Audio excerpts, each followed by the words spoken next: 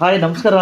ಆ, ಸಮಸ್ತ ಒಂದು ರೀತಿ ಕಿತ್ತೂರು ನಾಡಿನ ಜನತೆಗೆ, ರೈತ ಬಂಧವರಿಗೆ ನಿಮ್ಮ ಪತ್ರಕರ್ತ ಬಸವರಾಜ್ ಮಾಡುವ ನಮನಗಳು. ವಿಶೇಷವಾಗಿ ನಾನಿವತ್ತು ವರದಿ ಬಿಡುಗಡೆ ಮಾಡ್ತಾ ಇರ್ತಕ್ಕಂಥದ್ದು ಒಂದು ರೀತಿ ಮಲಪ್ರಭಾ ಸಕ್ಕರೆ ಕಾರ್ಖಾನೆಗೆ. ವಿಶೇಷವಾಗಿ ಮಲಪ್ರಭಾ ಸಕ್ಕರೆ ಕಾರ್ಖಾನೆ ಅಂತಕ್ಕಂಥದ್ದು ತುಂಬ ದೊಡ್ಡ ಒಂದು ರೀತಿ ಸಕ್ಕರೆ ಕಾರ್ಖಾನೆ. ಇದಕ್ಕೆ ರಾಣಿ ಶುಗರ್ಸ್ ಅಂತಲೂ ಸಹ ಕರೀತಾರೆ. ಸಾಕಷ್ಟು ಒಂದು ರೀತಿ ದೊಡ್ಡ ಕಾರ್ಖಾನೆ ರಾಜ್ಯದಲ್ಲೇ. ಆದರೆ ಪ್ರಸ್ತುತ ಪರಿಸ್ಥಿತಿ ನೋಡಿದರೆ ತುಂಬ ನೋವಿನ ಸಂಗತಿಯಾಗಿದೆ. ಪ್ರಸ್ತುತ 135 ಕೋಟಿಗೂ ಹೆಚ್ಚು ಒಂದು ರೀತಿ ಸಾಲ ಇದೆ ಅಂತ ಹೇಳ್ತಾರೆ.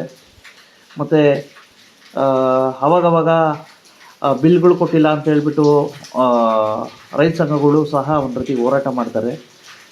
ಮತ್ತು ಕಾರ್ಮಿಕರು ಸಂಘಟನೆಗಳು ಸಹ ಒಂದು ರೀತಿ ಹೋರಾಟ ಮಾಡಿರ್ತಕ್ಕಂಥ ನಿದರ್ಶನಗಳು ಇದ್ದಾವೆ. ಕೆಲವು ಸಕ್ಕರೆಗೆ ಸಂಬಂಧಿಸಿದಂತೆ ಮೊದಲು ಒಂದು ವರ್ಷ 2 ವರ್ಷದಿಂದ ಸಾಕಷ್ಟು ಒಂದು ರೀತಿ ಆರೋಪಗಳು ಸಹ ಬಂದಿದ್ವು. ಅದ್ಯಾಕೂ ಸಹ ಒಂದು ರೀತಿ ಮಲಪ್ರಭಾ ಸಕ್ಕರೆ ಕಾರ್ಖಾನೆ ಸಾಕಷ್ಟು ತನ್ನ ಒಂದು ರೀತಿ ವರ್ಚಸ್ಸು ಉಳ್ಕೊಂಡಿದೆ. ಇಂಥ ಸಂದರ್ಭದಲ್ಲಿ ಸಾಲದ ಸುಳಿಯಲ್ಲಿ ಇರುವುದರಿಂದ ಎಲ್ಲ ಒಂದು ಕಡೆ ಅಲ್ಲಿರ್ತಕ್ಕಂಥ ಆಡಳಿತ ಮಂಡಳಿ ಅದನ್ನು ಉಳಿಸ್ಲಿಕ್ಕೆ, ಮತ್ತು ರೈತರುಗಳಿಗೆ ಬಿಲ್ ಕೊಡಲಿಕ್ಕೆ, ಕಾರ್ಮಿಕರಿಗೆ ವೇತನ ಕೊಡಲಿಕ್ಕೆ ಸಾಲ ಮಾಡ್ತಕ್ಕಂಥ ಇದು ಮಾಡಬೇಕಾಗುತ್ತೆ. ಇತ್ತೀಚೆಗೆ ನಾನೊಂದು ಹೇಳಿಕೆ ಗಮನಿಸಿದ್ದೆ ಪ್ರಜಾವಾಣಿ ಪತ್ರಿಕೆಯಲ್ಲಿ. ರೈತ ಸಂಘಗಳು ಒಂದು ರೀತಿ ಹೋರಾಟ ಮಾಡಿ ಕಿತ್ತೂರು ಮತ್ತು ಖಾನಾಪುರ ವಿಧಾನಸಭಾ ಕ್ಷೇತ್ರಗಳ ಶಾಸಕರು ಒಂದು ರೀತಿ ಅಲ್ಲಿರ್ತಕ್ಕಂಥ ಮೊದಲಿಂದನೂ ಸಹ ಒಂದು ರೀತಿ ಸರ್ಕಾರಿ MD ನಿಯೋಜನೆ ಮಾಡಬೇಕು ಅಂತ ಒಂದು ಒತ್ತಾಯ ಇತ್ತು. ಇಂಥ ಸಂದರ್ಭದಲ್ಲಿ ಕಿತ್ತೂರು ಮತ್ತು ಖಾನಾಪುರ ಶಾಸಕರು ಹೊಂದಾಣಿಕೆ ಮಾಡಿಕೊಂಡು ಒಂದು ರೀತಿ ಸರ್ಕಾರಿ ವ್ಯವಸ್ಥಾಪಕ ನಿರ್ದೇಶಕರು ನಿಯೋಜನೆ ಮಾಡೋದಕ್ಕೆ ತಡೆ ಹಿಡಿದಿದ್ದಾರೆ. ವಿಶೇಷವಾಗಿ ಕಿತ್ತೂರು ಶಾಸಕ ಆಗಿರ್ತಕ್ಕಂಥ ಬಾಬಾ ಸಾಹೇಬ್ ಪಾಟೀಲ್ ಅವರು ಅಂತಕ್ಕಂಥದ್ದು ಒಂದು ಆರೋಪ ಮಾಡಿದರು, ಪತ್ರಿಕಾ ಹೇಳಿಕೆ ಬಿಡುಗಡೆ ಮಾಡಿದರು. ಇಂಥ ಸಂದರ್ಭದಲ್ಲಿ ನಾನು ಏನು ಮಾಡಿದೆ,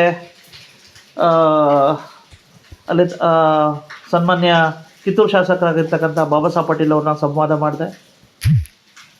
ಮತ್ತು ಖಾನಾಪುರ ಶಾಸಕರಾಗಿರ್ತಕ್ಕಂಥ ಶ್ರೀ ವಿಠಲ್ ಅಲ್ಗೇಕರ್ ಸರ್ ಅವ್ರಿಗೂ ಸಹ ನನ್ನ ರೀತಿ ಸಂವಾದ ಮಾಡಿದೆ. ವಿಶೇಷವಾಗಿ ಅವರು ಹೇಳಿಕೆ ಕೊಟ್ಟರು, ಒಂದು ರೀತಿಯಲ್ಲಿರ್ತಕ್ಕಂಥ ಫ್ಯಾಕ್ಟ್ರಿ ಉಳಿಸ್ಬೇಕು, ಇದರಿಂದ ಏನಾದ್ರು ಒಂದು ಮಾಡಬೇಕು. ಹಾಗಾಗಿ ಇಂಥ ಸಂದರ್ಭದಲ್ಲಿ ಹೊಂದಾಣಿಕೆ ಅತಿ ಮುಖ್ಯ ಅಂತಕ್ಕಂಥ ಮಾತುಗಳಿತ್ತು. ಓಕೆ, ಸಂತೋಷದ ಸಂಗತಿ. ಇದ್ರ ಜೊತೆಗೆ ನಾನು ಸರ್ಕಾರಕ್ಕೆ ಆಗ್ರಹ ಮಾಡೋದೇನಪ್ಪ ಅಂತಂದರೆ, ಈಗ ಮೈ ಶುಗರ್ಸ್ಗೆ ಪುನಶ್ಚೇತನಕ್ಕೂ ಅಮೌಂಟ್ ಕೊಟ್ಟರು ಸರ್ಕಾರ. ಮತ್ತು ಇತ್ತೀಚೆಗೆ ಆ ಮೈ ಶುಗರ್ಸ್ ಮಾಡಿರ್ತಕ್ಕಂಥ ವಿದ್ಯುತ್ ಬಿಲ್ಲನ್ನು ಸಹ ಒಂದು ರೀತಿ ಮನ್ನಾ ಮಾಡಿಬಿಟ್ರಿ. ಆದರೆ ನಮ್ಮ ಮಲಪ್ರಭಾ ಸಕ್ಕರೆ ಕಾರ್ಖಾನೆಗೆ ಅಟ್ಲೀಸ್ಟ್ ₹1 ಪುನಶ್ಚೇತನ ಕೊಡಲಿಲ್ಲ ನೀವು. ಮತ್ತು ದೊಡ್ಡ ಕಾರ್ಖಾನೆ, ಮತ್ತು ಇದು ಕೋಪರೇಟಿವ್ ಆಗಿದ್ದರಿಂದ ಸಾಕಷ್ಟು ಒಂದು ರೀತಿ ಇದು ಮಾಡ್ಕೊತೀರಾ. ಆದರೆ ಇಲ್ಲಿವರೆಗೂ ಸಹ ಏನೂ ಮಾಡಲಿಲ್ಲ. ವಿದ್ಯುತ್ ಸಾಲ ಮನ್ನಾನೂ ಮಾಡಲಿಲ್ಲ, ಅರ್ಥಾಯ್ತಾ? ವಿದ್ಯುತ್ ಬಿಲ್ ಮನ್ನಾನೂ ಮಾಡಲಿಲ್ಲ. ಹಾಗಾಗಿ ಎಲ್ಲ ಒಂದು ಕಡೆ ಸಾಕಷ್ಟು ತಾರತಮ್ಯದ ಪರಿಸ್ಥಿತಿ. ಸಾಕಷ್ಟು ಒಂದು ರೀತಿ ಈಗ ಕೈಗಾರಿಕೆಗೆ ಸಂಬಂಧಿಸಿದಂತೆ ಅಲ್ಲಿರ್ತಕ್ಕಂಥ ಸಲಕರಣೆಗಳು ಸಾಕಷ್ಟು ಇದಾಗಿದ್ದಾವೆ. ಇಂಥ ಸಂದರ್ಭದಲ್ಲಿ ಅಟ್ಲೀಸ್ಟ್ ಪುನಶ್ಚೇತನಕಾರು ಇದು ಕೊಡಬೇಕಲ್ಲ ಮಾನ್ಯ ಮುಖ್ಯಮಂತ್ರಿಗಳು ಅಂತಕ್ಕಂಥದ್ದು ನನ್ನ ಅಭಿಪ್ರಾಯ. ಮತ್ತು ಇವರು ಹೊಂದಾಣಿಕೆಗಳಿಗೆ ಓಕೆ, ಕಿತ್ತೂರು ಖಾನಾಪುರದವರು ಒಂದು ರೀತಿ ಷೇರುದಾರಿದ್ದಾರೆ, ಕಿತ್ತೂರವರು ಷೇರುದಾರಿದ್ದಾರೆ, ಓಕೆ, ಒಂದು ರೀತಿ ಉಳಿಸ್ಬೇಕು ಅಂತ ಹೇಳ್ಬಿಟ್ಟು ಮಾಡ್ಬೋದೇನೋ. ಅದ್ರ ಜೊತೆಗೆ ಇನ್ನು ಕೇವಲ 1 ವರ್ಷ 3 ತಿಂಗಳಿದೆ ಚುನಾವಣೆ. ಇಂಥ ಸಂದರ್ಭದಲ್ಲಿ ಓಕೆ, ಸಾಕಷ್ಟು ಚರ್ಚೆಗಳಿಗೆ ಇದಾಗ್ತಾ ಇದೆ. ಅದು ಅವರವರ ಒಂದು ರೀತಿ ರಾಜಕೀಯ. ಓಕೆ, ಅದು ರಾಜಕೀಯದ ಬಗ್ಗೆ ನಾವು ಮಾತಾಡಬಾರ್ದು ಪತ್ರಕರ್ತರು. ಓಕೆ, ಆದಾಗ್ಯೂ ಸಹ ವಿಚಾರಣೆ ಮಾಡದೆ ಒಂದು ರೀತಿ ಬಿಲ್ಗಳು ಕೊಟ್ಟಿದ್ದಾರೆ ರೈತರುಗಳಿಗೆ ಅಂತಕ್ಕಂಥದ್ದು ತುಂಬ ಸಂತೋಷದ ಸಂಗತಿ. ಆದರೆ ಕೆಲವು ಡೈರೆಕ್ಟ್ರು ಕಾಲ್ ಮಾಡಿದೆ, ಅವ್ರು ಹೇಳ್ತಾರೆ ಎಲ್ಲ ಕಾರ್ಮಿಕರದ್ದು ವೇತನ ಕೊಟ್ಟಿದ್ದೀನಿ ಅಂತ ಹೇಳ್ತಾರೆ. ಆದರೆ ಕೆಲವು ಕಾರ್ಮಿಕರು ಕಾಲ್ ಮಾಡಿದ್ದೆ ಇನ್ನೂ 2 ತಿಂಗಳದ್ದು ಬಾಕಿ ಇದೆ ಅಂತ ಹೇಳ್ತಾರೆ. ವಿಶೇಷವಾಗಿ ನಾನು ಕೇಳೋದು, ಇವರೆಲ್ಲ ಇಷ್ಟೊಂದು ಕಷ್ಟಪಡ್ತಾವ್ರೆ ಶಾಸಕರುಗಳು, ಆದರೆ ಡೈರೆಕ್ಟ್ರುಗಳು ದಯವಿಟ್ಟು ಇಂಥ ದ್ವಂದ್ವ ಹೇಳಿಕೆಗಳನ್ನ ಬಿಟ್ಬಿಡಿ. ದಯವಿಟ್ಟು ಜವಾಬ್ದಾರಿ ರೀತಿ ಹೇಳಿಕೆ ಕೊಡಿ. ಒಟ್ಟಾರೆ ಎಲ್ಲರೂ ಸೇರಿ ಒಂದು ರೀತಿ ಕಾರ್ಮಿಕ ರಕ್ಷಣೆ ಮಾಡೋಣ, ಮತ್ತು ಮಲಪ್ರಭಾ ಸಕ್ಕರೆ ಕಾರ್ಖಾನೆನ ಉಳಿಸೋಣ ಅಂತಕ್ಕಂಥ ಮಾತುಗಳನ್ನು ಹೇಳ್ತಾ ಬನ್ನಿ, ಈ ವರದಿ ಏನು ಅಂತಕ್ಕಂಥದ್ದು ನಿಮಗೆ ತೋರಿಸ್ತೀನಿ. ನಾನು ನಿಮ್ಮ ಬಸವರಾಜು.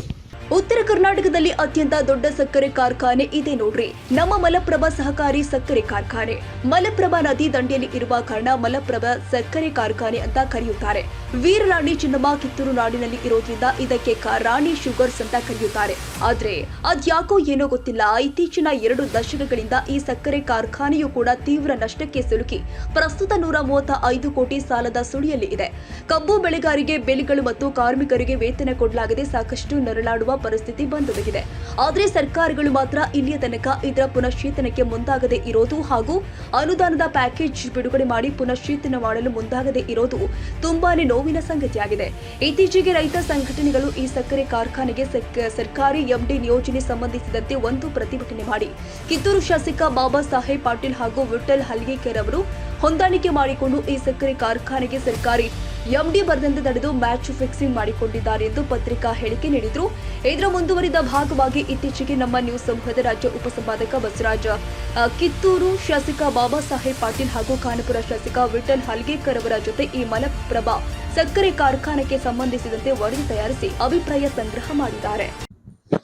ಮಲಪ್ರಭಾ ಸಕ್ಕರೆ ಕಾರ್ಖಾನೆಗೆ ಸಂಬಂಧಿಸಿದಂತೆ ಕೆಲವು ರೈತ ಸಂಘಗಳು ಆರೋಪ ಮಾಡಿದ್ದಾವೆ ಸರ್.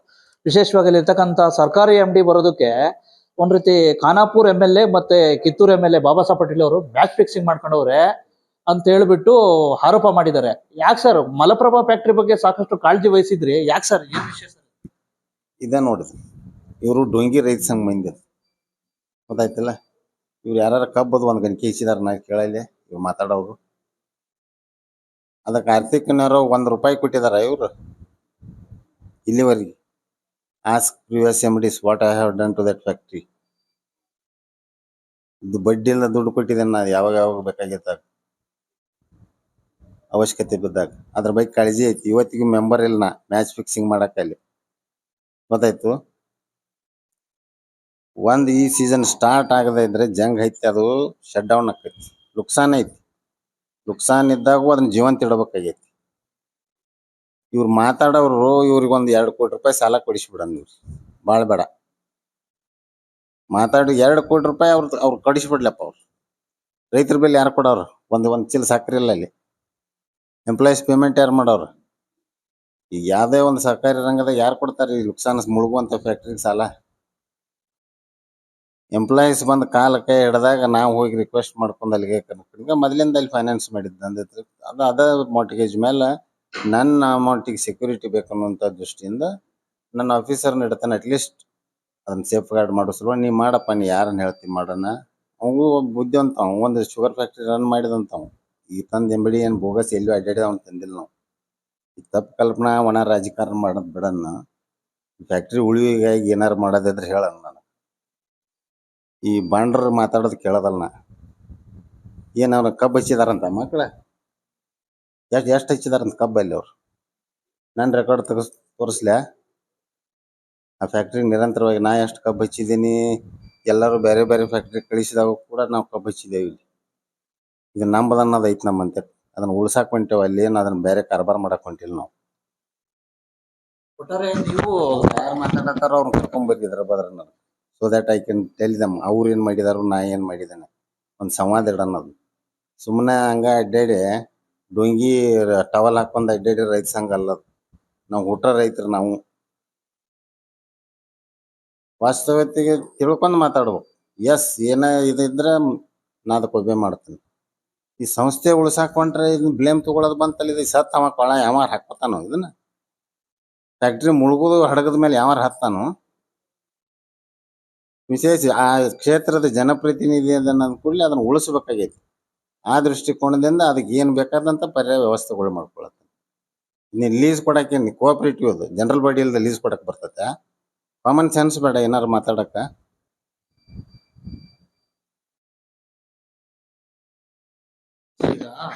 ಮೈ ಶುಗರ್ಸ್ಗೆ ಮೊದಲಿಂದನೂ ಇದ್ದಿದ್ದು ಒಂದ್ ರೀತಿ ವಿದ್ಯುತ್ ಬಿಲ್ನ ಒಂದ್ ರೀತಿ ಎಲ್ಲ ಮನ್ನಾ ಮಾಡ್ತು ಸರ್.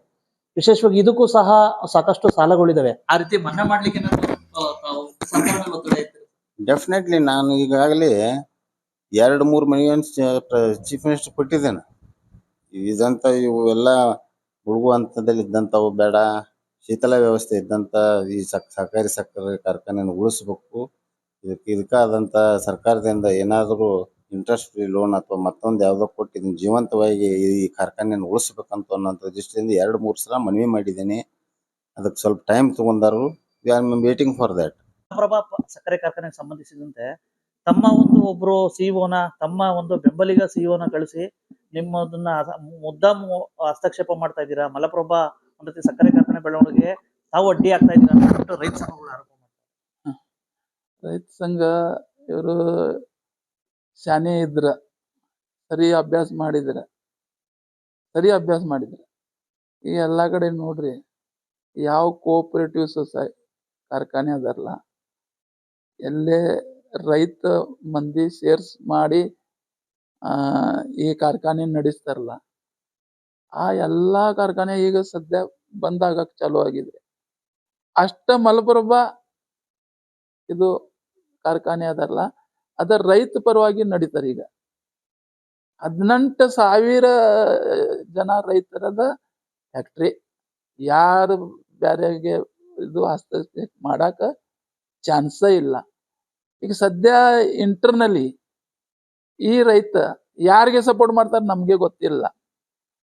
ಈ ಸಲ 3 ವರ್ಷ ಆತ, 3 ವರ್ಷ ನಾ MLA ಆಗಿದ್ಕಿಂತ ಪೈಲ ಈ ಲೈಲಾ ಶುಗರ್ ನಾ ತಗೋಣಕ್ಕಿಂತ ಪೈಲ 10 ಕೋಟಿ ಈ ಫ್ಯಾಕ್ಟ್ರಿಗೆ ಕೊಟ್ಟ ಈ ರೈತ ನಡೆಸಬೇಕು ಅಂತ ನಾ ಪ್ರಾಮಾಣಿಕ ಪ್ರಯತ್ನ ಮಾಡಿದ್ದೆ.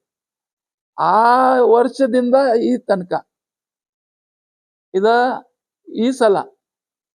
ಈ ಸಲ ಪಕ್ಕಾ ಬಂದ್ ಆಗ್ತಾರ.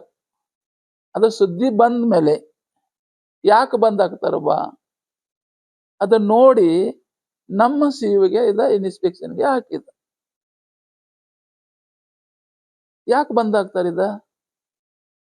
ಬಂದ್ ಆಗಿದಿಲ್ಲ. ರೈತ ಮಂದಿಯಿಂದ ಕಾರ್ಖಾನೆ ಹೊರಗೆ ಹೋಗ್ತಾರೆ. ಮತ್ತೆ ಯಾರು ಲೀಸ್ ತಗೋತಾರ? ನಾ ಲೀಸ್ ತಗೋದಿಲ್ಲ. ನಾ ಪೈಲಾ ಈ ಲೀಸ್ ತಗೊಂಡ್ ಇದು ಮಾಡಿಲ್ಲ. ಪೈಲಾ ಕೊಟ್ಟಿದ್ದ ಲೀಸ್ ನಮ್ ಕಡೆ ತಗೊಂಡ್ ಬಂದಿದ್ದು ಅಷ್ಟ. ಆ ಪ್ರಕಾರ ಅಲ್ಲೇ ಆಗಬಾರದು. ಎಲ್ಲೇ ಮಲಪ್ರಭಾಗೆ ಲೀಸ್ ಮೇಲೆ ಇದು ಫ್ಯಾಕ್ಟರಿ ಹೋಗಬಾರದು. ಆ ಪ್ರಕಾರ ನಮ್ದ ಪ್ರಾಮಾಣಿಕ ಪ್ರಯತ್ನ ಅದ. ಯಾರ ರೈತ ಇದು ಸಂಚಾಲಕ ಮಂಡಳ ಆರಿಸ್ಕೊಡ್ತಾರೆ ಅವರು ನಡೆಸ್ತಾರೆ ಅಷ್ಟ. ನಿನ್ನೆ ಒಂದು ಮನವಿ ಕೊಟ್ಟಿದ್ದಾರೆ. ಪ್ರಾಥಮಿಕ ಕೃಷಿ ಪತ್ತಿನಲ್ಲಿ ಡೈರೆಕ್ಟರ್ ಇದ್ರ ಅಂದ್ರೆ ಇಲ್ಲೇ ಬಯಲಾಜ್ ಇರ್ತಾರೆ. ಏನ್ ಬಯಲಾಜ್ ಇರ್ತಾರೆ? ಘಟನೆ ನಮ್ಮ ಮೆಂಬರ್ಗಳು ಒಂದು ಘಟನೆ ಮಾಡ್ತಾರೆ.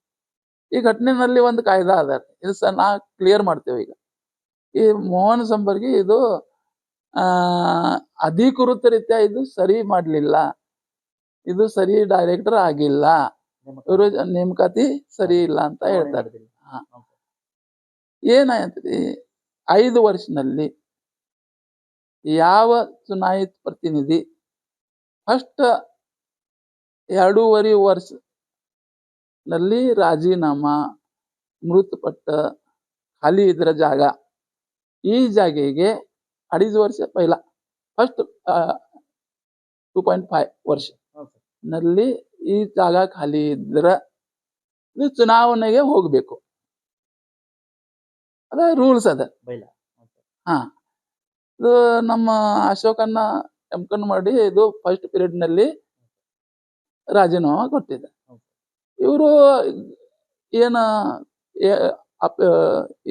ರಿಜಿಸ್ಟರ್ ಆಫೀಸ್ ಅದಾರಲ್ಲ, ಇವ್ರ ಕಡೆಯಿಂದ ಇವ್ರು ಈ ಜಾಗ ತುಂಬಿಸ್ಬೇಕು, ಅದ ಇಲೆಕ್ಷನ್ ಮಾಡ್ಬೇಕು. ಇದು ಮಾಡಿಲ್ಲ. 2.5 ವರ್ಷ ಮುಗೀತು. 2.5 ವರ್ಷ ಮುಗಿದ್ಮೇಲೆ ಏನ್ ರೂಲ್ಸ್ ಅದಾರ? ನೀವು ಕೋಆಪರೇಟ್ ಮಾಡಾಕ ಪರ್ಮಿಷನ್ ಕೊಡ್ತೇವೆ ಅಂತ ಕೋಆಪ್ಟ್ ಮಾಡಿದೆ. ಏನಿದು ಪ್ರಾಬ್ಲಮ್? ಇದು ಒಂದು ಕಾಯ್ದೆ.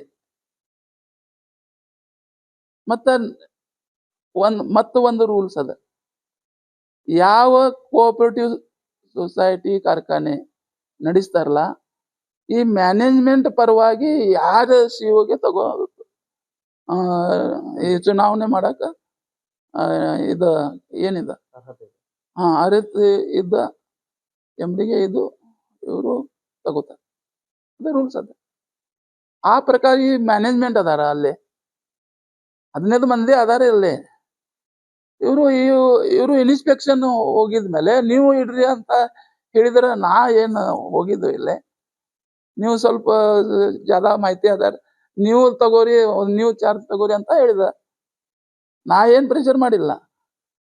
ಇವರು ಈ ಮ್ಯಾನೇಜ್ಮೆಂಟ್ ಹೇಳ್ಬೇಕು, ಈ ಬೇಡ ಅಂತ ಹೇಳಿದ್ರೆ ಈಗ ಬರ್ತಾರ. ಮತ್ತೆ ಇವರು ಹೊರಗಿಂದ ಏನ್ ಮಾತಾಡಿದ್ರೆ ಏನು ಸರಿ ಆಗಂಗಿಲ್ಲ. ನೀವು ನಿಮ್ದ ಪವರ್ ಇದ್ರೆ ನೀವು ಅಲ್ಲಿ ಹೋಗ್ರಿ, ಸಂಚಾಲಕ ಆಗ್ರಿ ಬೈಲಾ, ಮತ್ತ ಹೇಳ್ರಿ. ಈಗ ಇಲೆಕ್ಷನ್ ನಡೀತಾ ಇರ್ತೈತಿ, ಚುನಾವಣೆ ನಡ್ಸಾಕ್ ಹೇಳಿರಿ ಇವರಿಗೆ ಪ್ಯಾನೆಲ್ ಮಾಡಿ. ಯಾರು ಇದು ಕೊಡ್ತಾರಲ್ಲ ಚುನಾವಣೆ. ತಾಜಾ ಸುದ್ದಿಗಾಗಿ ಟಿವಿ 24 ನ್ಯೂಸ್ಗೆ ಸಬ್ಸ್ಕ್ರೈಬ್ ಮಾಡಿ ಮತ್ತು ಬೆಲ್ ಐಕಾನ್ ಒತ್ತಿ ತಪ್ಪದೇ ಲಿಂಕ್ ಶೇರ್ ಮಾಡಿ.